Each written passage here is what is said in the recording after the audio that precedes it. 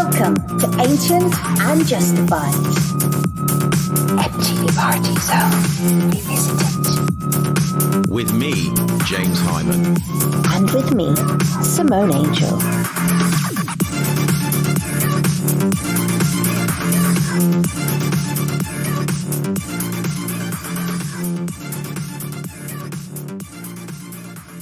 Hello, Mr. James Hyman. How you doing? Hello, Miss Simone Angel. I'm good, actually. I'm good. Enjoying life day by day. Yeah, very good. You? Oh, loving it. I'm in the middle of Amsterdam right now. I have some very lovely friends who allowed me to stay in their wonderful apartment, and it's just amazing. You just walk out a door and instantly you're in all the craziness of Amsterdam. It's all around you here. And so coming from the jungle and then coming here, I just love the contrast. It's so much fun. Of course. It's great. It's your hometown. Yeah. Have you been to any clubs?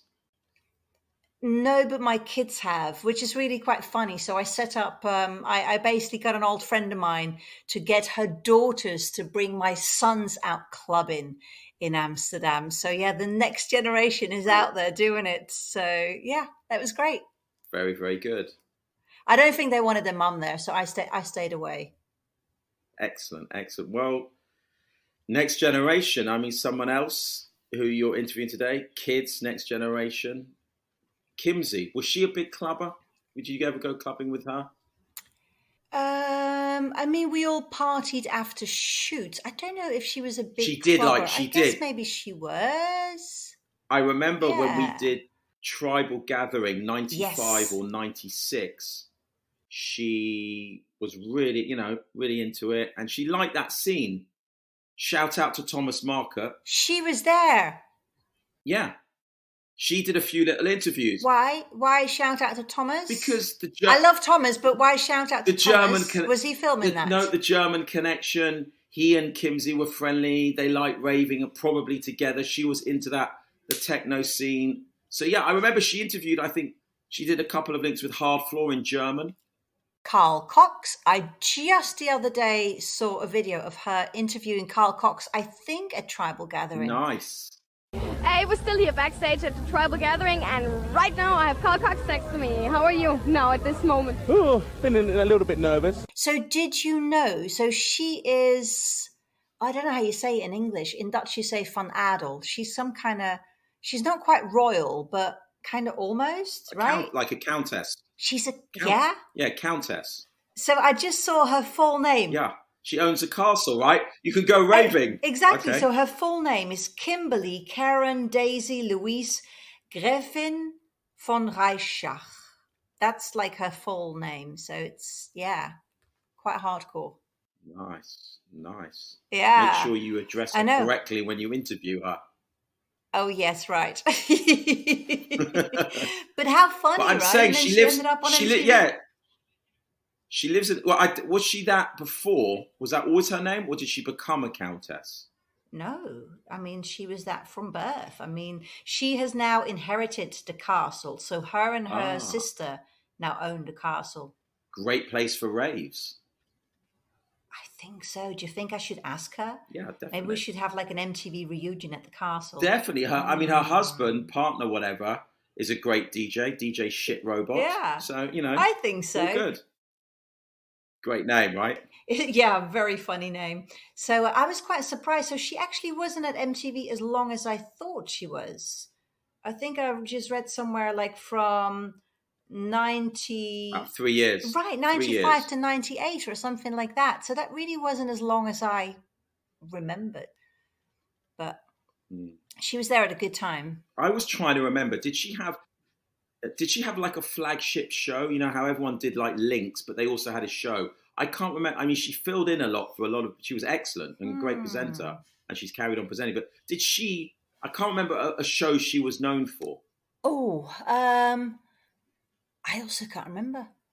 I don't know. I'll have to ask her. I really can't remember if there was one specific show that she did. Yeah, and you're saying, I mean, she was there from 95 to 98, which was a fantastic time in clubbing. You know, all the super clubs coming up, all those tribal gatherings, Creamfields, the Ibiza. She loved her clubbing. I'm pretty confident I can say that. And so that was a great time to be at MTV if you were into that club scene. Well, and also, you know, MTV was probably really at the height of its fame and success. And also at that point, because when Rebecca and I were talking on another VJ edition, we said that in the early days, people in the southeast of England didn't have cable. So when we walked around in London, nobody knew who we were. But by the time that Kimsy came, a lot of people did have cable. So we became more famous, even in England at that point. So, yeah, so I guess she really was there in the heydays. So it'd be interesting to see how she remembers it, and what her thoughts are looking back. Indeed. Yeah. Have you seen her since MTV? I think, again, it's a blur. She may have come to one of those reunion parties. You know, there was one at Fabric. Right. In like the mid-early 2000s. I feel I saw her at one of those reunions very quickly. Those parties were a real trip. You like saw everyone in a flashback for 4 seconds. Do you remember? I filmed you going, oi, oi, at one of those things. Yeah. And you just saw everyone very quickly and boom, that was it. Maybe she was at one. Oh, I mean, I don't know. I can't remember. You know what's funny? I don't know if you had this. When I went to the MTV reunion, I got a little bit panicky beforehand because I was so worried that there was going to be people that I wouldn't recognize. And when I spoke to other people, they all had the same fear. But the minute you walked in, it was like, oh, of course you remembered everyone. And it just felt like no one had changed at all. It was the weirdest thing. Absolutely. But I hate when you can't remember someone's name. You remember exactly who they are, what they did, what their job was, but you just couldn't remember the name. So you don't mention their name. It's kind of rude if you don't know someone's name. No, I mean, I know, but I quite often don't know people's names. It doesn't matter. You just don't mention their name. You just hug them. Bugs me when I can't remember a name. Obviously, I can't remember Kimsy's full name. By the way, just quite interesting on that thing. You know, when you're talking about when everyone had MTV on cable, or by that time everyone had it. This was so raw. I posted something the other day on an MTV group. I think it was from like ID magazine in 1987.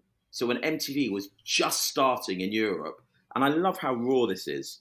Basically, just says here at the end of this ID thing, to find out how to get MTV, call your local council to see if your area is cabled. If it is, get the number of your local cable. If you're having problems, call Robin Scurlock at CIT Research. I just love how raw that is.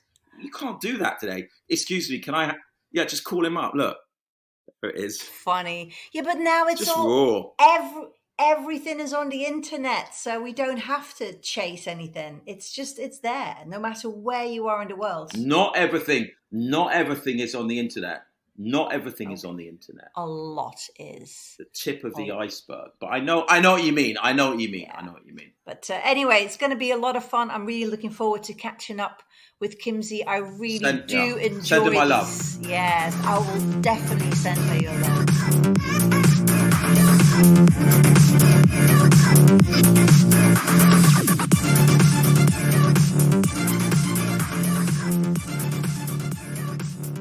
Kimsy, oh my goodness.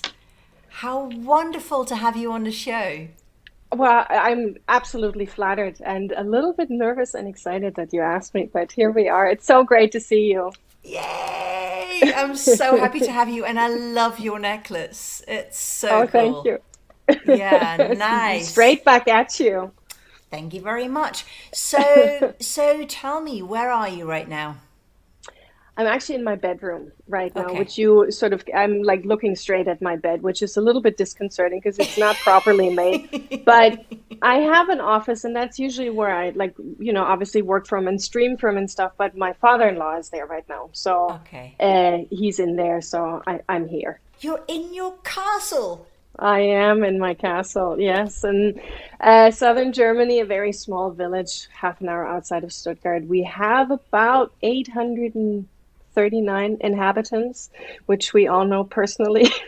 So it's very, very rural. Quite a bit of a change from London or New York for sure. Yeah. Right. Yeah, just like my life, quite a change.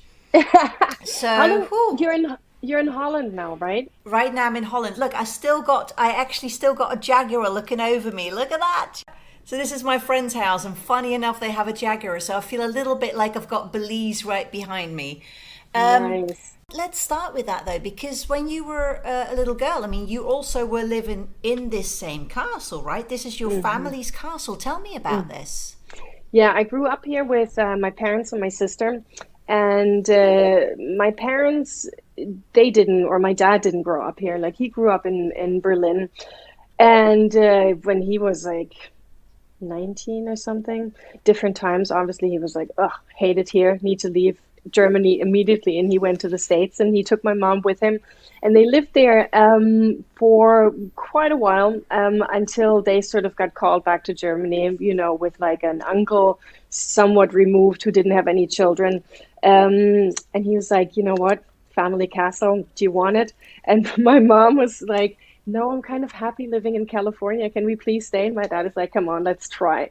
So they moved to Germany and never left again, really. So then my sister was born and I was born. And yeah, we've been living here ever since. But the family as such has been here since 1453. So.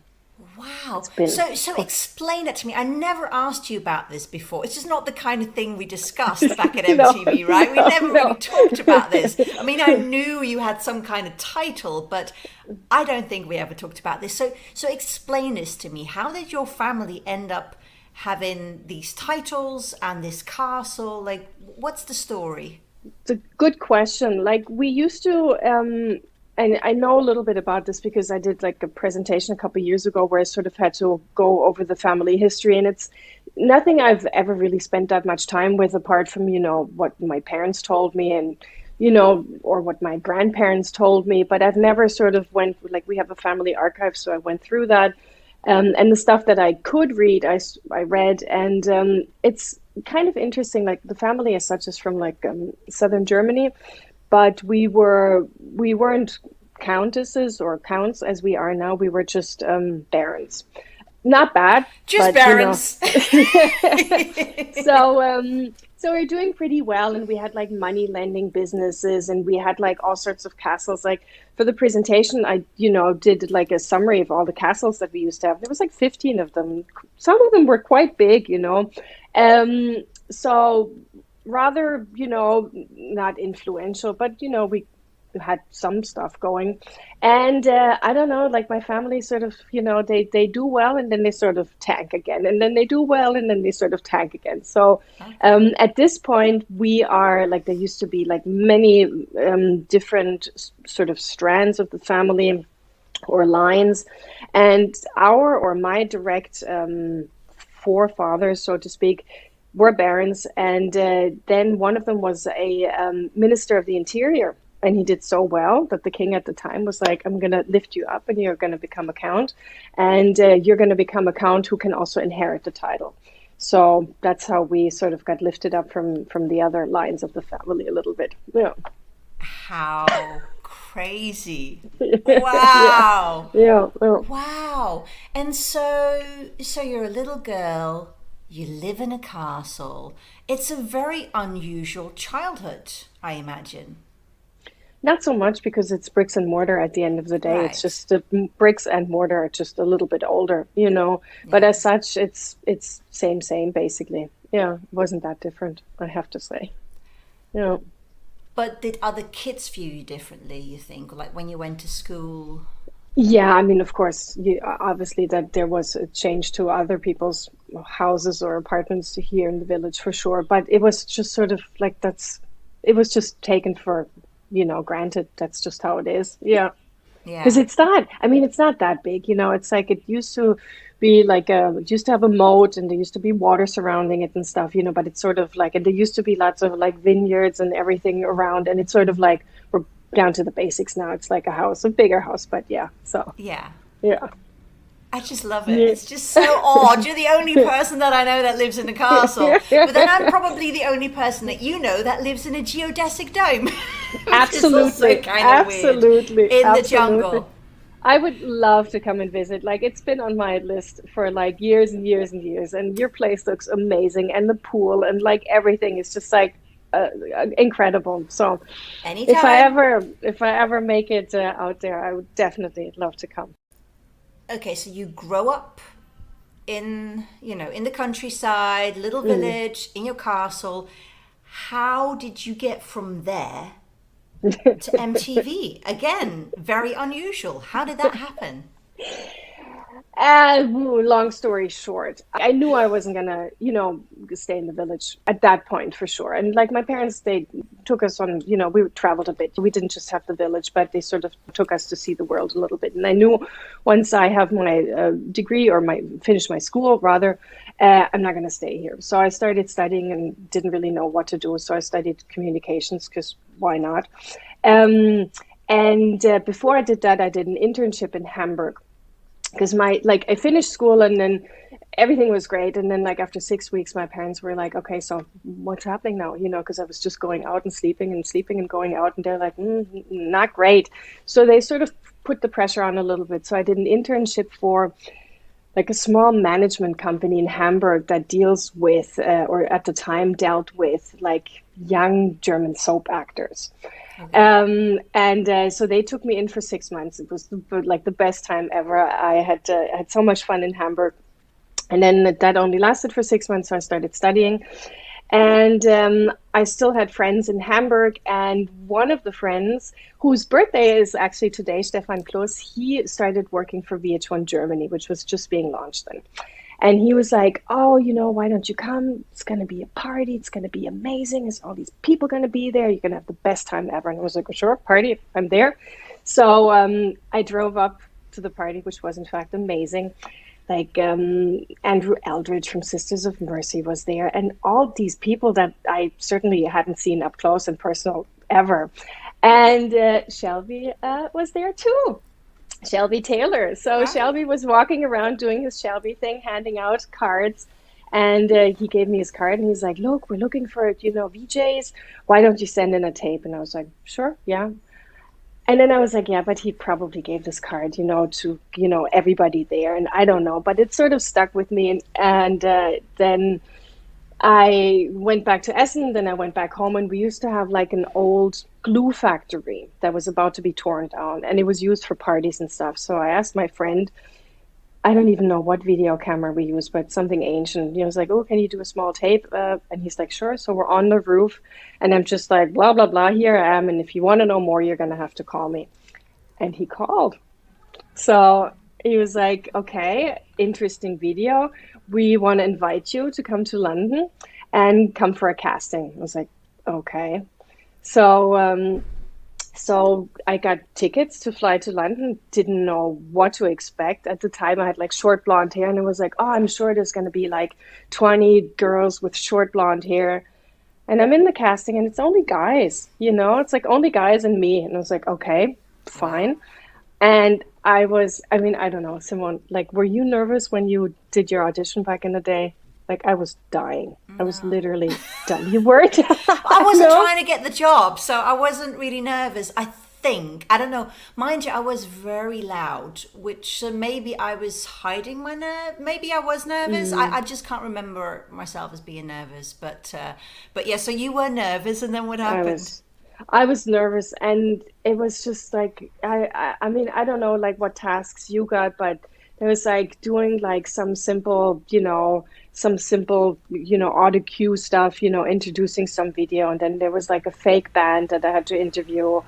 And I was just, so whenever I was on camera and I had to perform, I was like, ugh. And whenever I wasn't on camera, I was kind of fine. So I felt that I might have just sort of, like if they had only seen me on camera, they probably would have been like, no, she can't, it's too much for her, but I think the in-between stuff sort of saved me, because I did have a good time, and I enjoyed being with the people and everything. It was just like the camera moment was a little bit like, ugh. And so they were like, yeah, great. So I flew home again. And then I don't know exactly how much time passed, but it was a little bit. And they're like, okay, so they called me and said that was okay, but not quite sure. I think we want to invite you again. So they invited me again. And this time it was different because they had Peter Setlin involved. Did you deal with him too? Don't think so. The name doesn't really ring a bell for me. Okay. Peter Settler at the time was coaching Princess Diana for public appearances and performances. And they figured what he can do for her, maybe he can do for me also. So we did like 3 days intense training, You just got sort of basic. training? Yeah, What? yeah, We never yeah. got training. No. Yeah. So Wow. I spent 3 days with him, and just basically sort of he helped me be myself, Right. and just sort of breathe a little bit. And he was actually there for the audition. He was standing just to the side of the camera, and he was really, really fantastic. And yeah. So I wonder if he was one of the people who actually saw something in you and said, I can work with her. I wonder. Mm. I don't know. I mean, because he was called in later by I don't know who to, help me along. But yeah, I mean, I'm sure he must have maybe given good feedback Yeah. too. But yeah, he was really great.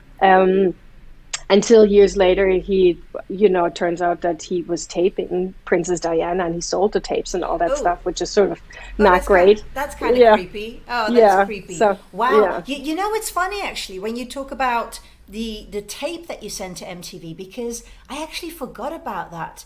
I also, because I was in London when I was told that MTV was looking for VJs, but I must have been going backwards and forwards because I also remember making a videotape for MTV. And what I did was the same thing. I was on the roof. I climbed on the roof of my dad's house and sat on the roof and did my little speech because I thought that'd be really unusual. And now you tell me that you were on a roof too? Yeah. They must have a thing Oh, with that. totally. Oh my God. Wouldn't you love to see that tape? Like, you don't have it anymore, do you? No, No, me no. neither. Love to see it. That would be funny. Yeah. So, but you send in a tape and then you got invited to, and then you got the job right away, So or I was, actually, yeah, so I actually forgot for a while about that tape, but I definitely did make it. I can't remember the whole time frame anymore, but and my hiring was much quicker. That's what Rebecca was saying too, because we were from the early batch of VJs, right? So with us, it was mm, very quick. You just went in. Rebecca seems to think that she never even did a proper audition, that she was just kind of what? interviewed in the office by Sarah Martin, I think, and just got the job. And I remember sitting in the office with Brent, and I was kind of interviewing Brent. I think that might have been my audition. I mean, it was very rough. I may have done something on camera, but it wasn't much. And then it was a few days where we were told, okay, you got the job and you can start tomorrow. And that was it. It was incredibly quick. Wow. So by the No, time I you had a came, process of like 4 months or something. I mean, that was nerve-wracking and everything. they Yeah, because became the a lot more professional at that point. Yeah, yeah, for sure. And even then, Wow. like even after the audition went well, the second one, and I was like, this is good. I think I have a good feeling, but I'm not gonna count my chickens yet. Like they took press pictures and all, like afterwards, and they're like, and I was like, so does that mean anything? And they're like, no. I was like, okay. Like they still didn't tell me, and I was like, okay. So I flew home, not knowing, and of course, like I didn't tell anybody because you can't really tell anybody, and then it doesn't happen, and you're like, oh yeah, that didn't work, so I'm going back to studying now. So I sort of kept quiet and was sitting on all that and was just sort of hoping. And then I remember, like I had this in Essen, this little like tiny apartment under a roof, and it was kind of cute, and I had a fax machine there. Like back in the day, you'd have fax machines, and I had one with like these rolls, like not single paper, but these sort of thermal rolls, like that weird Right. paper that you couldn't read like 3 years later because it's sort of like the writing disintegrates. Right. Yeah, yeah, yeah, So yeah. yeah. So I come home like one afternoon, and like the entire apartment is like full of this paper. So they had given me the green light and sent the contract, and the contract was like 84 pages or something. So it's like mountains of paper, like, and I was like, oh, okay. And I was like, so I guess I have the job. Yeah. So That's I didn't even like nobody like I just signed the contract, not really knowing what I was signing there, really. Yeah. wow. And that's another crazy thing. So in all my years at MTV, I never signed a contract. No. Never. Never. What? No. Every year they would give me a contract. And the stupid reason why I didn't want to sign the contract was because it said in there that for me to change my hairstyle, I had to ask permission. Yes. And I didn't want to do that. So what I would do, I would take the contract and go, yeah, thank you very much. I'll look it through. And then because it was such a big company and it was so kind of chaotic and so many different departments, I was kind of moving it around department and department up to the point where no one quite knew anymore who was dealing with it. Well and done. then they would forget, and then the next year a new contract would come, and I kept doing this. And so in all those years, like nearly 9 years, I never signed one contract. No way. So it was that And big. nobody ever checked up on it? Like, do we have Simone's paperwork? No. Wow. No. I remember. That's actually one of the things I remember in this lengthy contract was the hair thing. And I remember like blonde hair, short and everything. But I remember like one weekend I dyed it purple for something. I don't know. It just felt like it. And then I re-dyed it back to blonde, like for the Monday, just so I was going to look like I did on Friday. For continuity? I did, yeah. Oh, no, I never did. Yeah. So my continuity was off a lot at a time. So I would be, one hairstyle one day, another one that just made no sense whatsoever, or even within the same day, it would swap. So I was a nightmare when it came to that, but somehow I was never really reprimanded for it. I just got away with it. I was in fear of reprimanding, and but nobody ever actually said anything. And I think then after then I did get a bit more liberal, but I remember that, and that was a big deal because to get purple out was really tough. Yeah, and I did it myself. Like I don't even know how, but yeah. Oh my God. Yeah. And you didn't even have to do that because all that stuff got paid for. You could have gone to some fancy ass hairdresser. I know, but I was just intimidated, and I figured, and that was right at the beginning. I was like, I'm not gonna, lose my job now because I feel like having purple hair over the weekend or whatever, which would have been totally fine.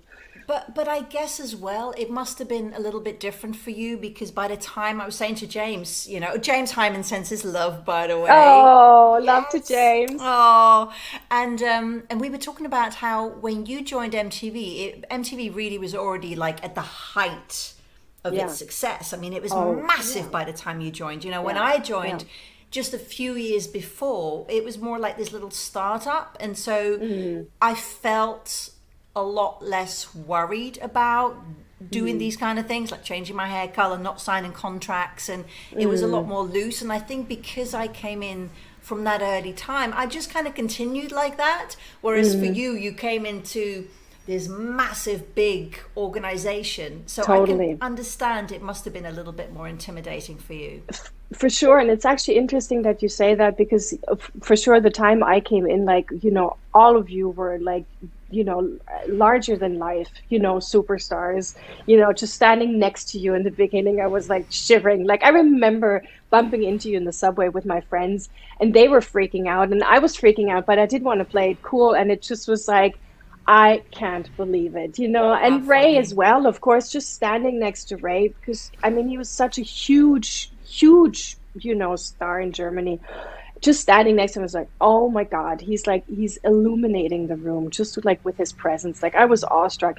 So it was interesting because I came in sort of, like you say, at the height of that. And I still, managed to ride that wave for a bit before the big changes then happened, and all the, the changing into the different zones and, central feed and UK feed and all of that. And also presenting in German and not in English anymore, which was so much not fun. It's weird, right? Yeah, I remember I was doing shows in German and in English. So you speak English at home, right? Yeah, yeah.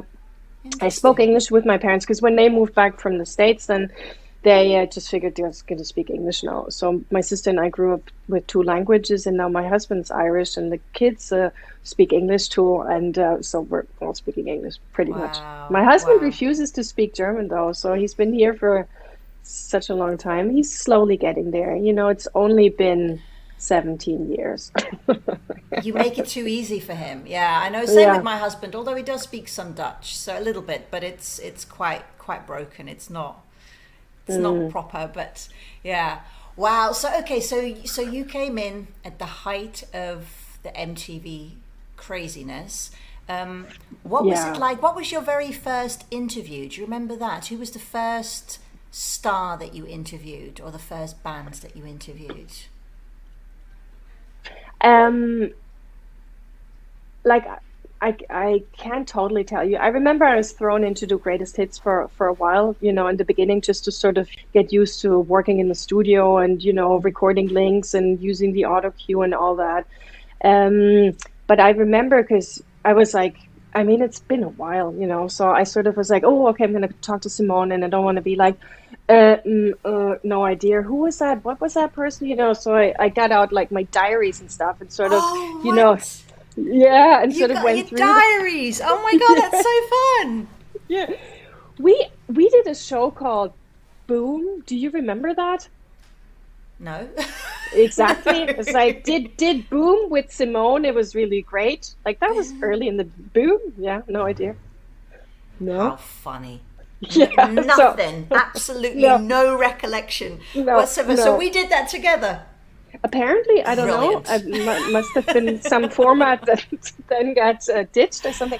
So, but the first like really memorable thing, like I started in September, and I thought like at first I'm gonna sort of, just watch the whole process and sort of ease into it. And I arrived on Friday, and by Monday I was recording shows, like and so before I get to the first interviewing person, like I had never been on TV before, so I had never done makeup before. I had never done anything before, and coming in, and I got like one lesson, for an hour, and then it's like, okay, now you're on camera, and I was like petrified. Like I think it was Carolyn who helped me at the time, like do my makeup then or something, because I was like, I can't go on like this, Carolyn it was Lily Pally. Yes, right. yeah, and I think it was Ed, and also I think the two of them sort of took pity on me. I was like, no, she can't go into Studio A looking like this. So they, Sweet. Yeah. So I think it was actually Lindsay or something who gave me the 1 hour makeup class or something. Yeah, but it was like it took a while to sort of be comfortable. Yeah, on Monday I was recording, so I didn't quite see that coming, that the process was so fast. So then I think that was like in September, and then the first like big trip was the EMAs in Paris. Wow. And that was insane. Like I did an interview, not actually for MTV, but for German RTL with Nina Hagen. And I was such a big fan. And she couldn't have been nicer. She was like the most lovely. Super lovely. And Yes. I think I was actually talking to her about, she had like purple hair, and it was like, I still want purple hair, but I can't have it because page 17 in my contract. And she actually went out and got me like this purple hairspray stuff that washes out. Like I was dying. And so she was really nice. And then we went to, being in Paris, we went to the studio of Azedine Alaya at the time, just sort of walking around. And then we went to the EMAs, and Jean-Paul Gaultier wished me a happy birthday. And I thought, that's it. I can die now. This is like, yeah. But the first interview, I don't know. I'd have to check. I'm not sure who that might have been. Did you, there was another MTV award, I can't remember which one it was, I think it might have been Milan, I'm not 100% sure, and Fergie, Princess Ferguson, right, from the Royal Family, she was there with her daughters, but I don't think any of us kind of realised she was there, and Jean-Paul Gaultier also didn't realise she was there, and so when he walked into the room, he thought it was Jerry Halliwell standing there from the Spice Girls. Yeah. So he ran up and he grabbed her around the waist and started spinning her around, saying, "Ginger!" Before he realised it was her. And so he ran off. He wouldn't come out the toilets. He locked himself into the public toilets and wouldn't come out because he was so, shocked that he had just swung around the princess calling her Ginger. So there you go. So, but how was she? Did she enjoy it? Was she? I don't know. I got told off. I also didn't know she was there, and so I was challenging someone to a game of pool, and I basically was swearing. I said, "I will fucking beat you," or something. And she's going, "Excuse me," and I'm looking, and it's like her standing there with her daughters. I'm like, well, don't be backstage at MTV. I mean, what do you expect? People are going to probably swear or do something that is not quite PG. So yeah. Oh, wow. What a great story. Crazy. Yeah, so you got thrown in at the deep end as well, huh? Straight to the MTV Awards. Yeah, wow. Yeah. And then it's sort of like, I'd say the first year and a half or something, that was just like travel. Yeah. And you know what? Let me show you something. I'm sure you remember those. Right, and what had the scripts in it? And those were the travel pouches from Sophie for when we used to go on trips, and there was like money in there, and there was like, I don't know, flight tickets, I guess, from the travel agent and stuff like that. Yeah, I had loads funny. of. So Yeah. I remember, this is another funny story as well. So James and I were going to Iceland. So it was James, myself, and a third person. It was three of us, and we're going to Iceland for 3 days. Right, so we get to the airport and we get this call or something, we have to wait. Someone is coming from MTV from the offices to bring us something. And I can't remember who it was, but basically this person comes running in with 3-liter bottles of vodka and gives us all a liter bottle of vodka and said, we've just found out that alcohol is really expensive in Iceland, so you better bring your own. So we're just standing there with like 3-liter bottles of vodka. I'm like, what are they encouraging us that we should be doing there for 3 days? Wow. I mean, it was hilarious. So, yeah, and I do remember as well with, all the traveling and stuff, I never knew where I was going, what I was doing. I literally I knew I had to show up at the airport, and I would show up and I'd go, where we're going? Like, I often just didn't know, You had the same thing sometimes? Oh, for sure. Like one time it was rather strange. Like there was, we were going to fly to Vegas for like some KISS reunion, which back in the day was like, hadn't been repeated, every couple of years. So it's like, oh yeah, we're flying to Vegas, doing KISS, and we're flying business class. And it was like, yeah, but we're not paying for the tickets, somebody said. And I was like, okay, but who's paying for me to fly out to Vegas? Can I maybe find out? And it was a big promo thing, and it was all fine. But really good times to be had also. And we actually, in Vegas, we had a meet and greet with Siegfried and Roy. Like, that was pretty awesome, yeah. And a great time. But it was like 3 days or something, you get there, you hardly arrive, and you're off again, Yeah, there was lots of that. Yeah, a lot. Yeah, I know. It was all quite... Yeah. And a lot of it you can't quite take in. Do you ever see videos of yourself and you just literally, you can't remember being there, you can't remember that you ever met that person? Yeah, totally. Strange, like when I huh? was looking now at like, some of the festivals like Rock am Ring or Bazaar festival, and I was like, interviewed this person, that person, met Nelly Hooper, met this person, I don't know. And I was like, I don't fully remember that, no. Because it was so much. We met so many people at the time and had so many experiences, Yeah.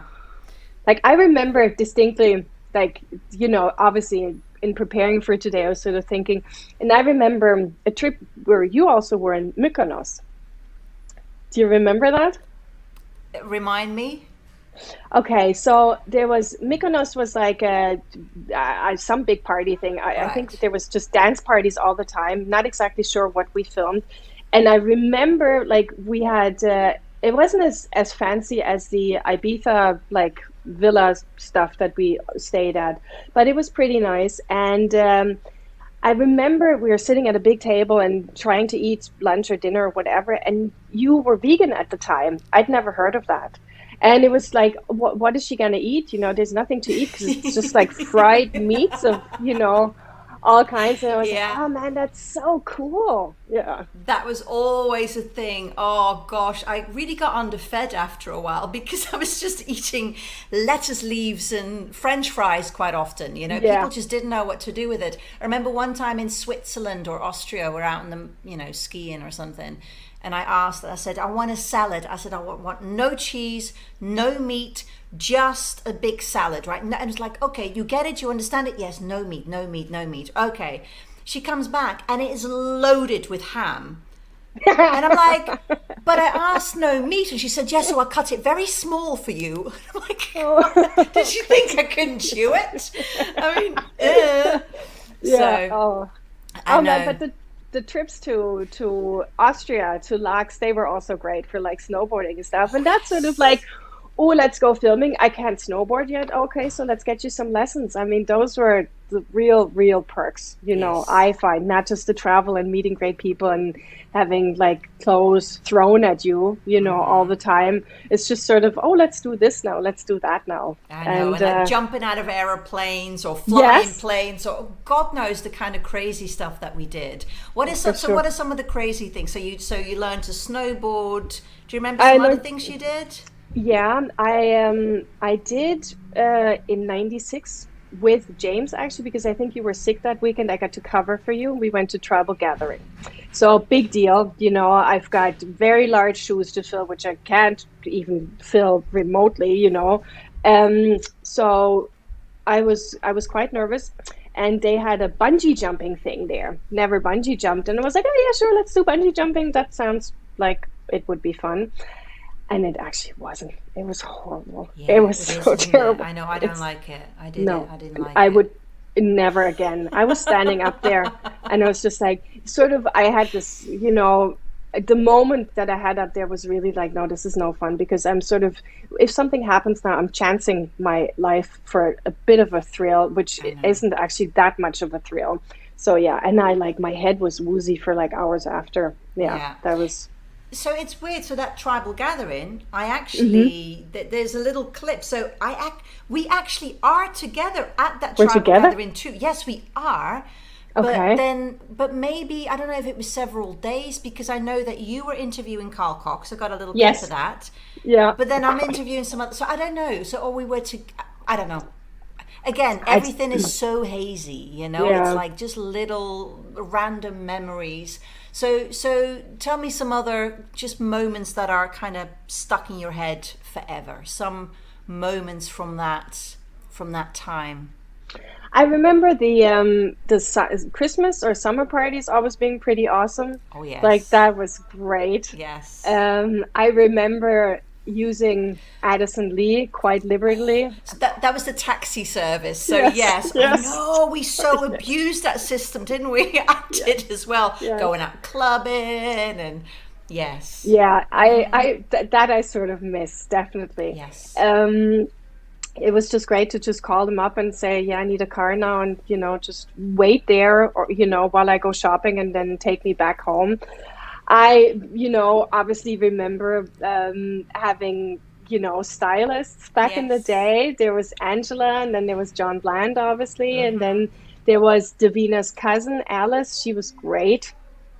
And just having somebody to sort of help you, wear stuff. I was actually telling my husband, like, I saw some ad on TV, and I remember, like, that was just after I had begun working for MTV, and I was wearing mostly still my own stuff, and this mix of vintage and whatever. And I had this T-shirt that I got in some vintage shop, which I just sort of liked. And I got into so much hot water after wearing it on air because it said Xerox on it, and they're like, "Why are you wearing a Xerox shirt? Like, we have no dealings with this company. Oh Like, my are you taking God. my?" I was like, "I just like it. Sort of looked awesome and cool." Yeah. So from then on, I was like, "Okay, guess I need to talk to Angela first before I wear something on How air." funny. Wow. So I remember that. And let's see what else. So once the switch happened and we moved from English to German, and I didn't do greatest hits anymore, or cinematic or big picture, those were the best trips anyway. Like the film festivals like Cannes and Venice, Sundance, crazy, like Wow. so much fun. Like that was really, really, really great. And also like the whole film team, they were all amazing. So James and I were trying to figure out like what was your regular show or what were your regular shows like for the years that you were there? I Zoom with you, Zoom or Boom or Apparently. whatever. Yeah. Um, I mean, lots of filling in, obviously, if people were sick, but I did greatest hits for a long time. And then I did the big picture for a while, but I feel that was Toby's show also more than mine. Or did he do cinematic? No, I think I did cinematic and he did big picture, Right. something like that. And then once the switch happened, I did Select, which was in German, which was the every afternoon at 4 p.m. where we had like bands in and stuff. But that was German bands or film promotions and stuff. And I remember one moment where I was just like, that's it, people, I've had it. Like we did a thing for like some James Bond film, and there was like a BMW motorcycle in the studio. But I wasn't allowed to touch it. I wasn't allowed to refer to it. It was just sort of standing there, and it was just like there was lots of that stuff going on where they had all sorts of dealings, and it was kind of like, that's no fun. I don't want to. What is this? Yeah. Yeah. So how did you feel when all the changeover happened? I mean, did you still feel at home? Did you how did you experience that? I thought it was odd, because I felt deep in my heart, an allegiance to the old school, For me, MTV Europe and MTV as I knew it was always about being European and having, the Coca-Cola European Top 20 or whatever. It was about traveling all over the place and going to Ibiza one weekend and to, wherever the next weekend. And when it changed into the different segments, and that for me meant then, like I mentioned, presenting in German, and then the bands were also German all the time. And I was just like, I'd rather hang out, at Sundance than talk to nice German bands, but just like, no, not so much fun. It just makes everyone's world smaller, right? Yeah. That's what I didn't understand. We had this big, wide open world where everybody was welcome, where we were exposing everyone to each other's music, each other's kind of youth culture and way of dressing. And it was so wonderful. And it just, to me, it really hurt. Like I really struggled when MTV started to break up. And I remember saying to Bill Rodey at the time, I'm like, but we're the real thing, I know there's all these copycats in the regions in their own language, but they're copying us. So why are we now copying them? Why are we now pretending to be a Viva or whatever other channels were out there? I'm like, we're the real thing, like Coca-Cola. It's like the real thing. People will come back to us. But no, they're still, and continued with the breakup. And so how was it for you presenting in German? What did you present in German? I can't remember. I think it was Dance or the Dance Floor Chart. I think we did a German version of it, if I remember right. So, I mean, I don't mind. I quite like presenting in German.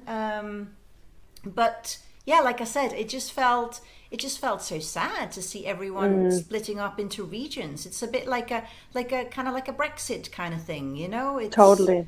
It's just it was all about unity. It was all about young people coming together, and that was what I was proudest of at MTV, that we brought all these young people together, that we gave them one unified voice, a European voice, and that was going. And very sad. I mean, totally sad. Thinking about that, like I think one of the also most memorable moments or most memorable MTV trips, and I don't know if you were there maybe or not, was seeing Prodigy play Red Square. Were you there for that? No. Sounds good. Oh my God. Like that, I mean, that you can imagine what that's like. Wow. It's like, I've never, ever experienced anything like it. Like we flew Aeroflot there, and people were like smoking on the planes and everything. And then landing, it was sort of like, ooh, okay, it's a bit different here. Like everything was different. And I'd never seen so many people. Like Red Square was filled with people. Prodigy were doing their thing. It was just crazy. And there was like guards, there everywhere. They were like not very nice with the punters in the audience, and it was just like, it was such an explosive atmosphere.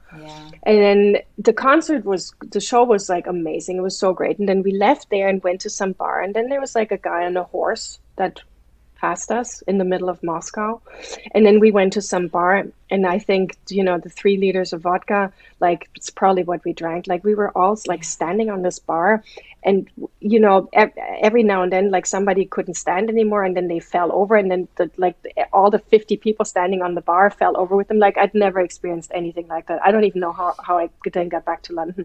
Crazy. It was craziness. Wow. Yeah, but it was yeah, it was really, really inspiring. Yeah, it's interesting, right? Yeah, I remember as well, we were in Latvia at one point, and it was all like the Latvian kind of mafia, and it really was like it was like being in a scene of The Godfather, you know. There's all these big meatheads, and they just like, they put you, I remember I was with Jimmy Somerville, who's like tiny little guy, and they would just put their arm around him and they go, "You, my friend, drink vodka." You know, and they're like, and it wasn't a question. It was just like, it was a command. You are now drinking vodka, and then they would go, and now we drink champagne. You're like, okay, Jesus. Oh no, yes, oh God, I'm getting a headache just listening. So, what was your most memorable encounter? Or I don't know. I mean, well, I guess my very first interview was Tina Turner, which is kind of nuts. You know, when you're 18 years old, you've never interviewed anyone, and you get to interview Tina Turner. I mean, that was bizarre. Was she nice? Oh, lovely. She was so lovely. Yeah, really wonderful. And then, gosh, after that, it just, like I said, it just went so fast, and it was just never ending. So it really got to the point where you feel like pretty much anyone from the 90s, I would say I've almost interviewed like everyone, or maybe like, I'd say maybe 90%. So occasionally someone goes, "Did you interview that person?" You go, "Oh, no, that one I didn't interview," but it's kind of like an exception. It's like you just have spoken to everyone. And but I also have to say, you know, after MTV, we started to run a hotel in Belize, and we used to have people from all walks of life there. You know, we had a lot of like NASA scientists and people from Silicon Valley, but also, you know, doctors, nurses, police officers. Like, it was just, you know, FBI used to stay with us. So we had this random mix of people stay with us. And I think I've met more interesting people after my MTV time than during my MTV time. You know, not anything against the musicians, but I think people overestimate how interesting they all are. I'm not saying they aren't interesting, but it's not the be all and end all. I think, you know, I've learned so much from all the people that I've met after MTV. And also, don't forget, a lot of people are putting on a show. You know, everybody's performing, and so you don't get to the true essence quite often of those people. So, I mean, especially not in a little segment where you have 5 minutes to interview somebody, you know, and sort of they need to hit their points to sell whatever, you know, record they're promoting at the moment. Yeah. So thinking of that, like, I remember we were in Venice one time and we did, I don't know what film it was, but it was Bruce Willis, and, you know, like press junkets for films and stuff, like the worst. Like, it's inhumane for everybody involved. Like, you know, film stars need to answer the same questions all day long, and you've got, you know, people, you know, being hushed in for 3 minutes, and I don't really perform well in 3 minutes, it seems, you know. So we had to do a Bruce Willis thing, and I don't know, and he was, you know, like, for years I was like, he was being such a dick, and maybe he was, but the situation was so difficult. It's like, so tell me, what's the film about? And he said it like a million times. And you've got the press woman, she's like, you know, you've got 2 minutes 18 seconds left, you know, and he's answering and he's like rambling, and suddenly he talks about, I don't know, Buddha or something, nothing to do with the film. And he looks at me, he's like, do you know what I'm talking about? And I was like, no, but I've got 2 minutes 16 seconds, I don't have time to understand. Just answer the question. So yeah, that was, I mean, not great. And I remember one time actually in Cannes, there was, Kate Winslet was doing something. It wasn't Titanic, I hope. I don't know what it was. She was doing interviews, and whoever I was filming with, I don't remember, but we didn't have an interview slot scheduled with Kate Winslet, but they sort of knew each other, like whoever had the interview slot beforehand, and we just sort of managed to hijack the slot. And she was like, "Who are you? Why are you?" I was like, "Okay, let's go quickly. Here's a couple of questions." And she was very kind and nice and answering. She's like, did I agree to do an MTV interview? Don't remember, but okay. Fine. Wow. Yeah. Wow. So those are interesting the times. Yeah, for sure. So, did you decide to leave MTV at the end? Were you? How was the end for you? The end. I left in '98. as my diary says, 16th of June was my last day of work. And I had my, like back in the day, we used to have these meetings. Remember when like all people got fired, like not everybody made it out of the meeting, like really traumatic if you think about it. Yes. So like I didn't have any of that. I remembered then because all the operations had been moved to Germany, and I was kind of like, in the spring, like late springtime is when we had my talk, and I was like not feeling it anymore because I kind of knew this whole move to Germany, like more and more was being moved to Germany. I didn't know if I was going to be on board anyway, but I also didn't want to be on board. It just sort of felt like this is coming to an end and my heart isn't in it anymore. Yeah. So I decided for myself and with my agent or my manager at the time that I wanted to go to New York to go to acting school.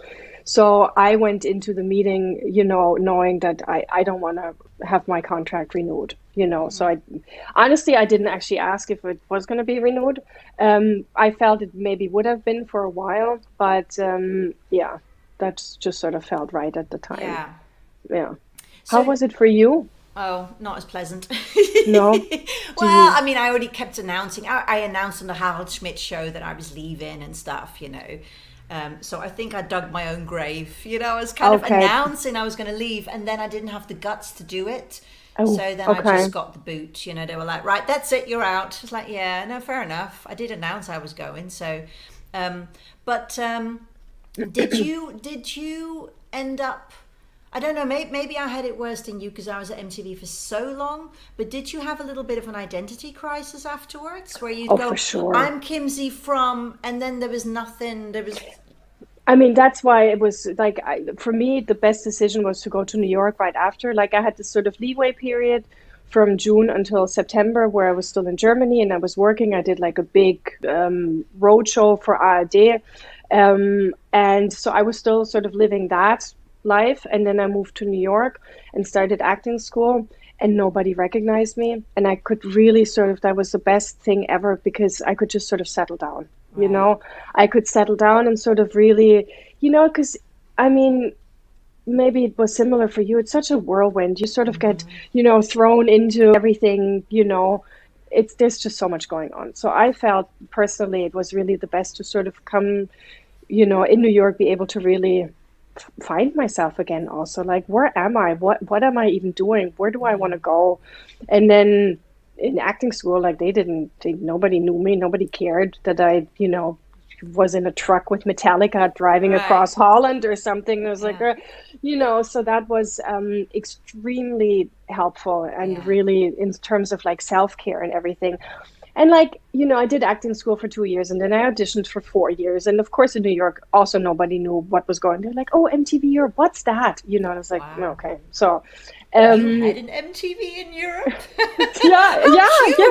yeah. So what did you guys play? We were actually bigger than MTV America. I mean, we had more viewers than MTV America because we weren't just MTV Europe. I mean, it was like parts of the Middle East, the former East Bloc, New Zealand, parts of Africa, Nigeria. Like there was a whole bunch of other regions that were showing MTV Europe. So we actually had more viewers than MTV America.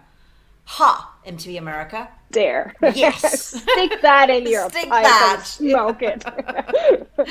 So I auditioned for 4 years trying to get parts and this and that. And I worked in a restaurant also. And I remember that wasn't in the beginning, but I was like waitressing and stuff. And, somebody came up to me and she was like, huh, you used to work at MTV Europe. And I was like, yeah. Huh. And now you're waitressing. Huh. Yeah, and it's like, you sure you want to drink that coffee? Yeah, and that was like the only time where I was like, where somebody was openly sort of nasty to me. But I was like, look, this is what it is. Just, you go through all sorts of things in life. And actually at the time I was, anything, there was nothing better that could have happened to me. Yeah. I think the process was just sort of interesting then coming back from New York and moving here, for the house, which, you know, my parents were getting old, and they were like, "Well, do you want to take it and take care of it and whatnot?" And we're like, "Oh yeah, my sister and I." So we moved back here to Germany, and then the process was like, "Okay, I don't want to go back into acting or pursue acting anymore, because the whole process of auditioning for years on end is just so frustrating. I just want to work, you know. I don't want to be trying to get work, you know." So I hooked up again with the agency that I had a job at Cebit Home in 1997. And they were like, "Yeah, okay, we can work with you." And that was really sort of interesting to sort of see, like, where am I now? Because we moved back in 2004. So I was 30 at the time. 30 is not, you know, 21. I was 21 when I started at MTV. So I remember they sent me out, like, you know, or they didn't send me out. They like recommended me for some jobs. And it was kind of like, "Oh yeah, but she's too old for this," you know, like something. And it's like, yeah, because I'm not 19 anymore, or 21. I'm not, you know, doing, you know, the Coca-Cola report somewhere. So that was also a process of sort of, you know, where do I see myself now? What do I want to do? What do I see myself working on? And that took a while. And it's, you know, honestly, like right now, like, just like you say, with the people that you meet in Belize, like there's so much, you know, great people you meet and so much richness. And it's the same thing that I have with my job now. You know, it's not just announcing video ABC, but it's working on, you know, content and, you know, dealing with interesting subjects ranging from like hydrogen to, yesterday I was dealing with the rights of people with severe handicaps and how they can be helped in the workplace and stuff like that. It's just, you know, it's such a gift. So you're enjoying what you're doing now? Yes. Yeah, totally. Yeah, for sure. I love it. So it's come full circle. So you're back in the castle, you're back to presenting, but in a more mature way. In a more mature way. Yeah, and actually, you know, like sometimes I think like, oh, you know, TV, obviously, you know, the financially just a totally different situation, you know, but I have to say I kind of enjoy that I can do the things I want to do. I'm not under public scrutiny or whatever. I don't know what your take is on this, but it sounds ancient. We grew up in a different time, you know, but can you imagine having had social media back then? Like we would have been screwed big time. I mean, people filming you, you know, off hours or whatever. Yeah. No, you know, we were lucky. We were totally lucky. And I think we just sort of, it was a perfect time really to have been part of it, you know. I couldn't agree more. Hey, Kimsy, thank you so much for coming on the show. It's such a delight talking to you. I just love it, love it, love it, love it. Oh, same to you. It's so great to talk to you. It's so great to see you. And it's so great to see how well you're doing. And you're still such a shining light and an inspiration and just like sunshine. Oh, yeah. Thank you. I'm going to start crying now. I'm going to give you like big cuddles. Mwah. Mwah. So next time Belize, okay? Yes, or Germany. I mean, you're literally just down the road. Ooh. Oh, yeah. James thinks that we should do a little rave at your castle. Your husband can go DJ and we can all dance. He will. We've got quite a rave community here in our village, so you definitely have to. All right, I'll stop filming and I'll talk a little bit more to you about that. Thank you so much, Kimsy. Bye-bye.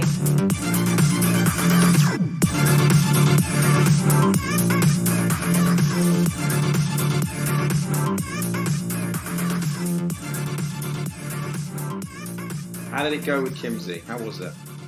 Oh, so wonderful. It's such a joy to talk to the other VJs. When was the last time you were in touch with her? I can't remember you said. We haven't seen each other since the MTV days. We've spoken. I mean, we've stayed in touch on social media. So we've had some messages back and forth, but that was it. We really haven't seen each other or properly spoken to each other. So it really was a joy. And like we said, she was there at such a good point in MTV's history. So she had some good stories as well. So I just want to know one thing. Okay. Is there going to be a rave in the castle? Possibly. She said that, yes, they do sometimes have some good parties there. She said there's a really good rave scene. And of course, her husband is the DJ. So I think she's up for it, James. I think we're going to have to do that little rave in her castle. Wouldn't that be fun? Beautiful. But it was absolutely wonderful. And I'm really excited for you to hear the whole episode and to listen to her stories. I'm doing it right away. The second it launches, I'm there.